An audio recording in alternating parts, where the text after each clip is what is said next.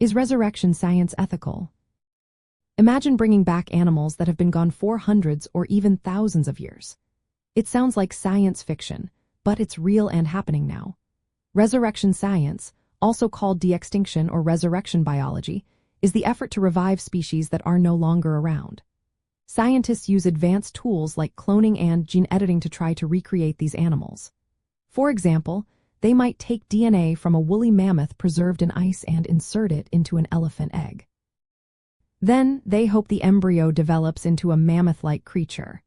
It's a complex process that involves getting good DNA samples, which can come from fossils, preserved tissues, or museum specimens.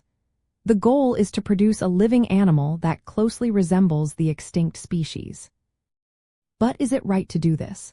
Some argue that resurrecting species could help restore ecosystems that have been damaged by human activity.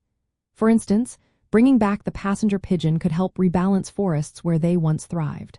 Others believe it could help correct past mistakes, giving extinct animals a second chance. On the other hand, many questions arise. Playing with life at this level raises moral concerns. Are we playing God by deciding which species live or die? Could these animals cause problems if they become invasive?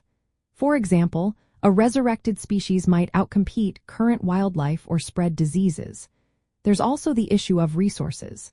Should we spend millions on reviving animals when many endangered species are still at risk? Animal welfare is another concern. Would these animals have good lives, or would they suffer in captivity or the wild? The ethics get even more complicated when considering controversial experiments. Some scientists are trying to create hybrid animals or edit genes in ways that could have unpredictable results. Imagine a mammoth-elephant hybrid or eggs that have been dormant for decades.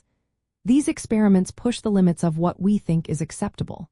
They challenge our ideas about nature, responsibility, and the limits of science.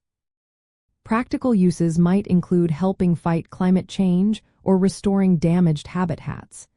But some see it as just a way to satisfy curiosity or impress the public with strange science.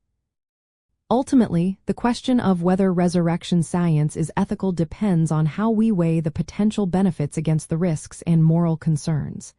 It's a tricky balance, and there are no easy answers. The science is advancing fast, but our ethical compass needs to keep pace. It's about more than just what we can do. It's about what we should do.